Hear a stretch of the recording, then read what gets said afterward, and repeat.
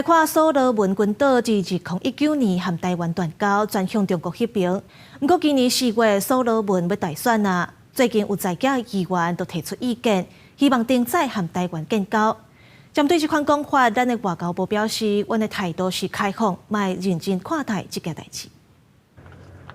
2019年，甲咱国断交的苏罗文群岛，伫要第4月举行全国大选。现任总理苏加瓦瑞选择外交转向了后，甲中国达成安全协议，那引起美国甲澳洲的烦恼。苏国政坛原来有反对声音。路透社报道，在野阵营头人，内设有联合党的国会议员小肯尼罗瑞表示，希望重新检视甲北京的安全协议，并寻求重新甲台湾建交。我国一向是以开放的态度，诚心与各国来往。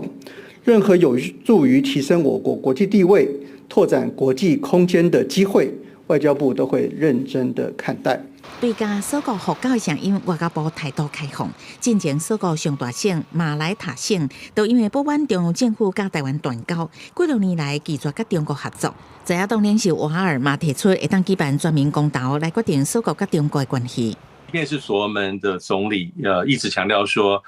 他不会在西方跟中国选边站，所谓的安全合作关系也并不是一个军事协议，但是这样的举动的确是引起周边国家很多的一些猜忌，跟所谓的质疑。中国积极伫南太平洋扩张势力，进前个必须纳入外交转向。目前咱台湾伫南太平洋敢若剩图瓦卢、帛琉、马绍尔3个友邦，不过图瓦卢亲台总理纳塔诺伫1月大选失利，所来16个新科国会议员会投票选总理，是不是维持甲台湾的邦交正受关心。不过原定2月初就要举行选举，所以因为大海鹰的影响，国会议员也调伫外岛，选举日被迫延后，也无法度确认新总理的人选。记者综合报道。